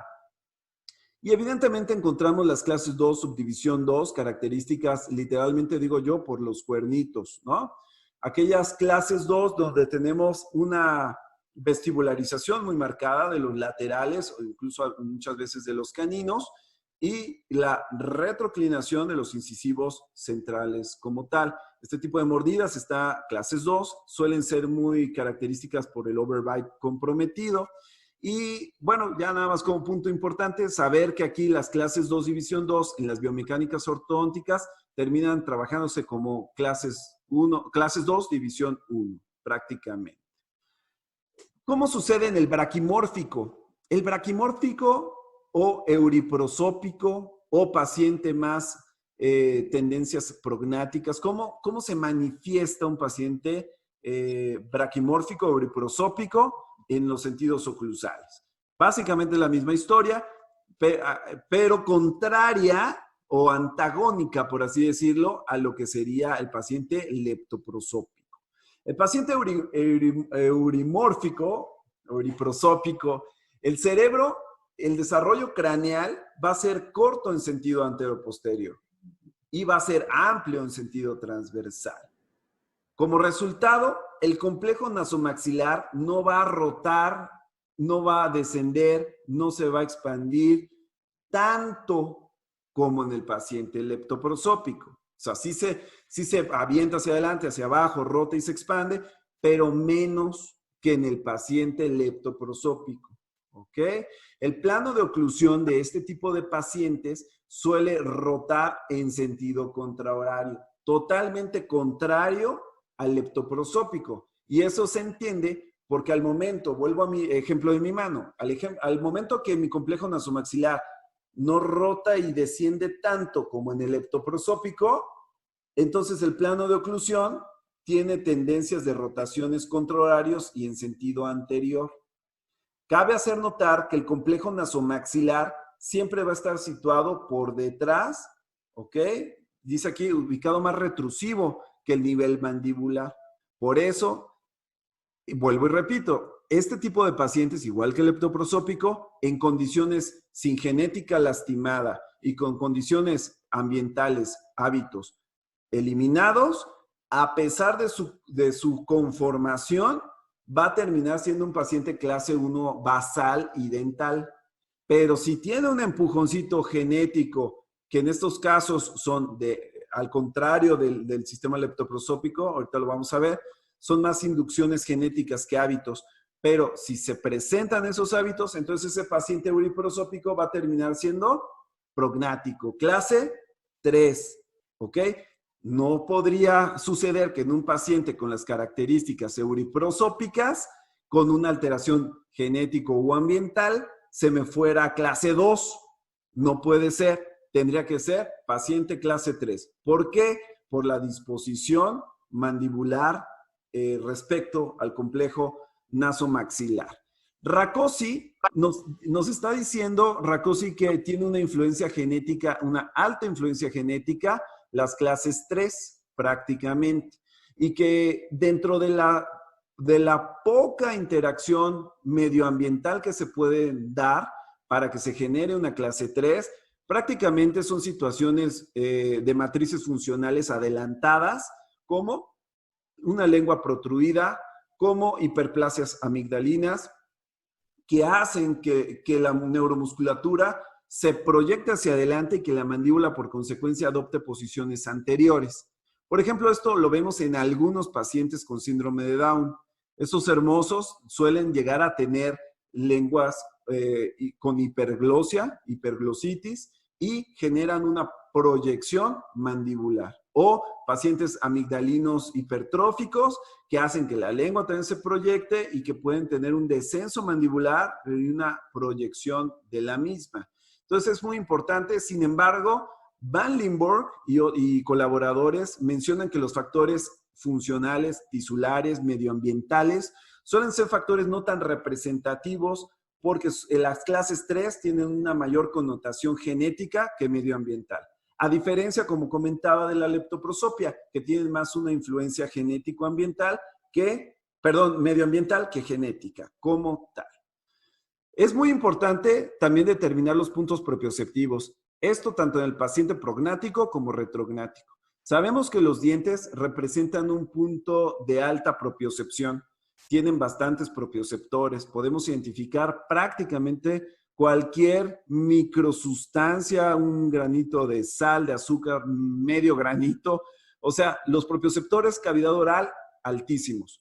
Pero el punto propioceptivo significa que, uno, si yo, por ejemplo, tengo un paciente edéntulo, al 100% edéntulo, ese paciente tiene tendencias prognáticas. ¿Por qué? Pues porque pierde el punto de ubicación espacial a través de la propiocepción dental de la oclusión. Es muy frecuente en odontólogos que no tienen mucha experiencia en este término de la propiocepción, que ven pacientes edéntulos prognáticos y se trata de una falsa prognatia. Entonces, determinar muy bien si se trata de esto o no, ¿no? Si es verdadero o solamente propioceptivo el punto prognático. Y también retrognático, pero en los retrognáticos se debe sobre todo a interferencias y prematuridades oclusales de dientes que presentan apiñamientos y que proyectan la mandíbula en laterognasias o en retrognatias para compensar los movimientos funcionales en pacientes que se encuentran apiñados. Entonces, es muy importante que siempre nosotros hagamos un análisis oclusal para poder determinar si el punto de la proyección mandibular o de la retrognatia mandibular se debe a puntos propioceptivos, esqueletales o de desarrollo del complejo orofacial. Por eso decía yo al principio de esta plática, es muy importante siempre determinar que un paciente, nosotros evaluemos si se trata de un paciente comprometido neuromuscularmente, cerebralmente, funcionalmente y o con situaciones esqueléticas, siempre y cuando que nosotros querramos rehabilitar la boca de un paciente. Una vez entendidos estos puntos de desarrollo craneal de bases esqueletales, es cuando nosotros podemos decir que se genera la famosísima clase número 3. Pero hay que diferenciar cuál es. Hogeman y Sanborn dicen que existen 4 combinaciones que son las más frecuentes para el establecimiento de la clase 3. 1, que tengas un maxilar normal y una mandíbula protrusiva, un maxilar que esté retrusivo y una mandíbula normal, un maxilar y una mandíbula que se encuentren normales pero en posición prognática, y 4, maxilar en retrusión y una mandíbula protrusiva. Pudieran ser las combinaciones más frecuentes según Hogeman y Sanborn para las etiologías de las clase 3. Sin embargo, Rakosi también dice que hay situaciones dentoesqueletales que pueden condicionar a la aparición de una clase 3. Prácticamente Rakosi se manifiesta en las posiciones dentales, dentoalveolares, de protrusiones incisivas, retrusiones de otros segmentos que en combinación dan como resultado mordidas cruzadas anteriores. Las biomecánicas de resolución para los problemas de Rakosi suelen ser las más bonitas y las más camuflajeables, porque suelen ser pacientes clases 3 que cuando tú llevas a relación céntrica, en su momento les invito a que vean un módulo de relación céntrica que tengo también por aquí video grabado. Cuando llevamos al paciente a relación céntrica, terminan siendo pacientes borderline, es decir, que tienen una mordida borde a borde y que entonces la corrección ya se vuelve dentoalveolar y no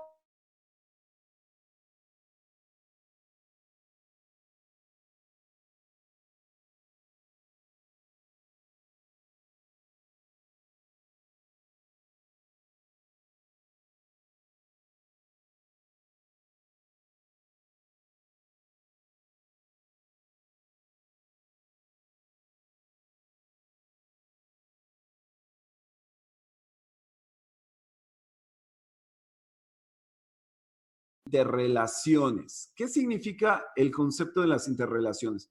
De hecho, hemos estado hablando acerca de las interrelaciones entre la forma del cerebro, el perfil de la cara del paciente y la oclusión del paciente. Si ustedes van atando cabos hasta este punto, la naturaleza básica de una maloclusión se debe a un conjunto de alteraciones de la forma cerebral, del perfil facial, que repercuten en el tipo de oclusión. La forma cerebral, el perfil facial, dominados e inducidos por temas de genética y temas de medio ambiente, hábitos que generan como resultado un desequilibrio en la forma cerebral, en el perfil facial, en la musculatura cérvico-craneofacial y, como yo les decía hace un momento, cualquier repercusión del sistema orofacial, cualquier alteración puede dar como resultado una alteración dental como tal. Evidentemente, la conformación facial y la conformación craneal es distinta en cada etnia. Es decir, los ingleses, por ejemplo, son más propensos a la dolicocefalia. Los japoneses son más propensos a la braquicefalia. Sin embargo, esto no significa que todos los ingleses sean clases 2 y que todos los japoneses sean clases 3. Significa que hay tendencias, ¿ok? Entonces, las tendencias las marca el biotipo facial, sí, pero la maloclusión nace a partir del empuje genético y medioambiental, repito, que conlleva y se mezcla con el complejo nasomaxilar, el plano de oclusión, y que propiamente genera un deslizamiento o un empujoncito a volverse a clase 2 o a volverse clase 3. Aquí hay un punto que también es muy importante tocar, que es el punto de las compensaciones dentoalveolares. ¿Cuál es y qué es una compensación esquelética número 6? Bueno, dice aquí, ¿cómo ocurren las compensaciones durante el desarrollo facial? Siempre debe haber un equilibrio de fuerza. Es decir, yo aquí siempre digo, siempre debe haber un yin y un yang, un bueno y un malo, un blanco y un negro, un guapo y un feo. ¿Qué significa esto? La fuerza con la que viene el descenso del complejo nasomaxilar al momento que es desplazada de manera secundaria por la cavidad cerebral, ¿ok? Todos me van leyendo hasta ahí. Al momento que este complejo nasomaxilar está siendo desplazado hacia adelante, hacia abajo, al momento que está rotando y se está expandiendo, necesita un contrapeso, necesita una compensación, algo que evite que se siga de largo. ¿Qué pasaría en un paciente que careciera de mandíbula? Probablemente ese complejo nasomaxilar tendría un punto de rotación, de descenso, de expresión muchísimo más marcado que si tuviera una contraparte que crezca. Acuérdense cuando vimos en los conceptos preliminares de crecimiento que eso es un crecimiento de tipo primario. Entonces, la compensación endoesqueletal propiamente viene, como en las imágenes de abajo, a un equilibrio de fuerza. ¿Ok? Necesito una mandíbula que crezca y que rote en sentido contrahorario para que se encuentre, por así decirlo, con el descenso horario del complejo nasomaxilar y juntos desarrollen un punto intermedio que esté determinado por la genética para hacerse un paciente leptoprosópico o euriprosópico o meso u ortofacial.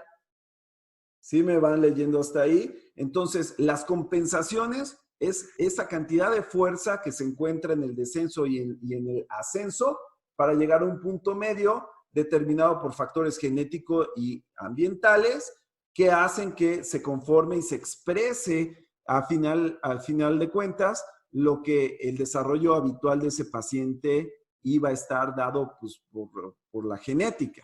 Ahora, cuando esa compensación esquelética, esa fuerza mandibular es inapropiada, es insuficiente, no alcanza porque hay un factor ambiental o genético que hace que esa mandíbula no se desarrolle por completo, entonces es cuando se proyecta hacia adelante, se hace clase 3, o se proyecta hacia atrás, se hace clase 2, o se hace una laterognasia, o se hace algún problema estructural importante.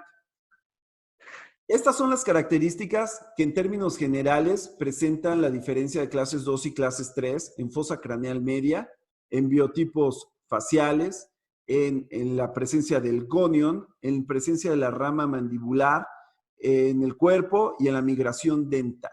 Las dos radiografías que se observan aquí son de dos pacientes, un paciente ya posoperado de clase 2, que aún así sigue siendo una clase 2 muy severa, y un paciente clase 3, muy prognático, y que podemos observar que las características del cuadro que vienen descritas en la literatura aplican directamente a lo que podríamos observar en un paciente radiográficamente. Y son los pacientes que encontramos, que son mis pacientes en casos clínicos, que son los mismos de aquí. Resumen de las características esqueletales. Lo que dice, durante el desarrollo del establecimiento de la oclusión se presentan compensaciones que también abarcan la remodelación dentoalveolar.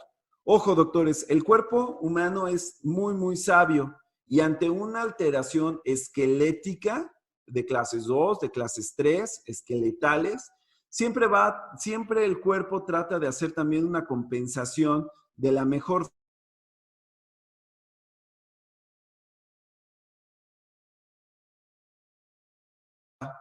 pueda beber, pueda comer, pueda hacer sus actividades lo más normal posible, que era cuando yo les decía que esto se convierte en un tema funcional, 100% funcional, si puede o no funcionar. Y prácticamente, como se ven en las fotografías, pues son pacientes que dentalmente pues van a sufrir bastante. Son pacientes que evidentemente no van a poder tener una guía canina, una guía incisiva de forma adecuada, que van a tener afracciones, reabsorciones radiculares, erosiones de esmalte, fracturas, dolor articular, una serie de problemáticas funcionales y estructurales característicos de su maloclusión, pero que tenemos que entender de dónde viene para poderlo corregir. Sobre todo corregir de manera ortopédica en el paciente que tú encuentras en el crecimiento, ¿verdad? Acuérdense que la ortopedia no detiene el crecimiento, ni no lo detiene, sino lo redirige. Estamos hablando de redirecciones en este momento. Ojo, no se pierdan mi clase de hábitos orales, perdón, esa clase de hábitos, platicamos muchísimo acerca de cómo lo vamos nosotros a identificar el hábito, cómo se corrige, cómo debemos estimular al paciente, cómo debemos estimular a los papás, cuáles son las terapéuticas que debemos emplear en los pacientes con problemas transversales, anteroposteriores, etc. Bueno, por último y para cerrar, el concepto de compensación. Habíamos visto el concepto de compensación esquelética, que era que yo les decía de la mandíbula, que necesita generar un contrapeso al desarrollo del complejo nasomaxilar. Eso es a nivel esqueletal. Pero a nivel dentoalveolar, yo les decía que también sucede lo mismo. Básicamente, si yo tengo un paciente, por ejemplo, clase 2 esqueletal, vamos a explicarlo con las manos. Yo tengo un paciente clase 2 que tiene, evidentemente, un overjet aumentado. ¿Y cómo hace el organismo para dentalmente tratar de compensar ese overjet? Generalmente, dentoalveolarmente, con los dientes, los inferiores sufren una proclinación y los superiores sufren una retroclinación, tratando de acercar las superficies. ¿Para qué? Para poder incidir, para poder tener una mejor funcionalidad. Cuando la clase 2 es muy severa, esa compensación dentoalveolar no se establece, no se puede dar, y bueno, pues vienen las consecuencias de destrucción del sistema estomatognático. Cuando tenemos un paciente clase 3, ¿cuál sería la compensación? Los dientes superiores tienen una tendencia de proclinación, los inferiores tienen una tendencia de retroclinación. Vuelvo y repito, tratando de homologar la función. Cuando es muy severa, no se puede realizar y conlleva a la destrucción de todo el sistema estomatognático. Por eso cuando hacemos biomecánicas de ortodoncia de descompensación, justamente hablamos de descompensar. Estamos hablando, por ejemplo, de un paciente clase 3 que va a ser quirúrgico, que tiene una compensación dentoalveolar de retroclinación dental anterior inferior. Al descompensar, ¿qué hacemos? Pues justamente los verticalizamos y el overjet invertido se va a manifestar de forma más intensa. Eso es lo que queremos para que después nuestro cirujano haga el recorte mandibular y pueda hacer la compactación, la retrognatia de ese segmento fracturado y que entonces nos devuelva un overjet adecuado, ¿verdad? Entonces, hablar de compensaciones dentoalveolares en términos generales son todas aquellas circunstancias o todas aquellas características que manejan los órganos dentarios para tratar de compensar alteraciones o problemas de tipo basal y funcional. Muy bien, doctores, pues el tema de forma facial y fundamento anatómico de las maloclusiones, en términos generales, es un tema muy amplio, muy complejo. Realmente yo les puedo decir que aquí solamente en 1 hora 45 minutos, dejando algún espacio para las preguntas, realmente es dar una pincelada, a estos temas. Evidentemente, yo he dado esta cátedra durante muchos años, crecimiento y desarrollo en algunos posgrados de ortodoncia, y les puedo decir que nos tomaría más de un semestre poder llevar a cabo la comprensión minuciosa de cada elemento que acabamos hoy de platicar. Sin embargo, yo les puedo invitar muchísimo a que sigamos leyendo, sigamos acudiendo a este tipo de foros, a este tipo de webinars y que sigamos aprendiendo de gente, de diversas personas, de diversas fuentes para nosotros poder tener un mejor entendimiento de las circunstancias del crecimiento y del desarrollo de cráneo y cara. Los voy a invitar a que sigan a Grupo Empresarial Río, a que nos sigan a nosotros. Tenemos hoy día cursos activos en Sinaloa, tenemos en Estado de México, tenemos en Chiapas, tenemos en Morelia, tenemos en Atlacomulco, en Toluca, en Querétaro, algunos cursos de diferentes especialidades, diferentes ramas y materias. Tenemos diplomados online, ahorita está muy padre, estamos dando el diplomado en Damon System, avalado por Damon Ormco México, con 3 grandes ponentes, 3 grandes líderes de opinión en el rama de la ortodoncia. Estamos dando diplomados de ortopedia. Síganos y hay que seguir trabajando. Esto de la pandemia no nos debe detener. Yo los invito a que nos preparemos. La mejor arma para retomar nuestras vidas cotidianas a las nuevas normalidades, dicen por ahí, es la educación. No hay conocimiento que estorbe, todo el conocimiento sirve y es muy importante para nosotros su opinión. Y pues no sé si tengan por ahí alguna duda, alguna pregunta.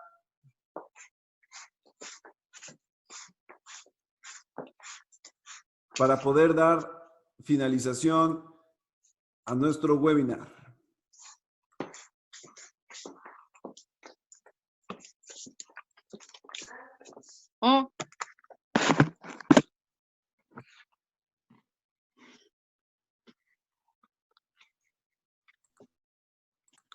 ¿Dudas, doctores, preguntas?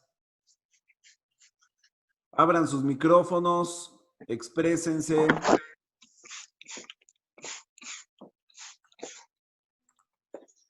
Pregunta la doctora Sandra, ¿algo sobre la postura? A ver, doctora Sandra, ¿te tenemos en línea? Sí, muy buena plática, gracias. Nos diste una embarrada de cosas desde que estuvimos en la carrera, que estuvimos viendo,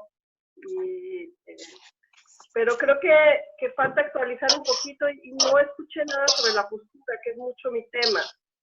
Correcto. Entonces, no mencionaste mucho a Profit, él habló de las leyes de equilibrio, de las fuerzas constantes, de poca fuerza. Entonces, eso es la postura y creo que sería interesante si tienes algo de eso, si quieres comentar. Tenemos ya lo veremos en otro momento. Sí, doctora Sandra, tenemos una clase de postura porque evidentemente, como lo comenta la doctora Sandra, La postura cervical, la postura del individuo va muy relacionado también a las situaciones de articulación temporomandibular, de situaciones de oclusión, de desarrollo craneofacial. Van juntos, van de la mano. De hecho, se trabaja muchísimo con los temas de fisioterapia.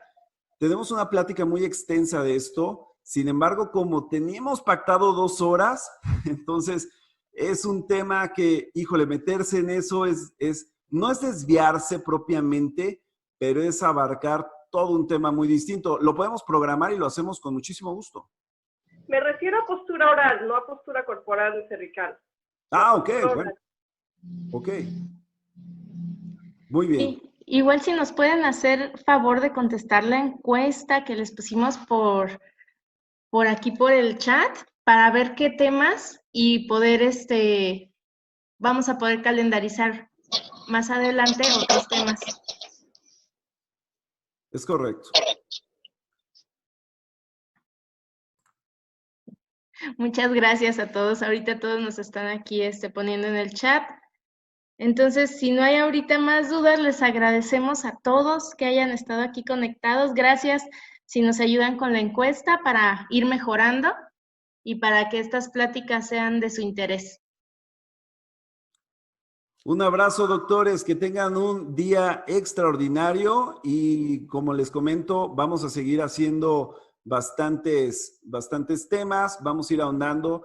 Vuelvo y repito, son pinceladas porque evidentemente tenemos una hora muy comprometida en hablar de esto, nos tomaría muchísimo tiempo y ahondar en esto nos tomaría muchísimo más tiempo, ¿no? Pero bueno, vamos a irlo haciendo, los vamos a invitar a los próximos webinars donde vamos a ir haciendo introducciones, viendo temas más profundos y bueno, por aquí seguimos. Muchas gracias. Gracias, Pao. Gracias, doctor Eliezer. Hasta luego. Bye. Bye.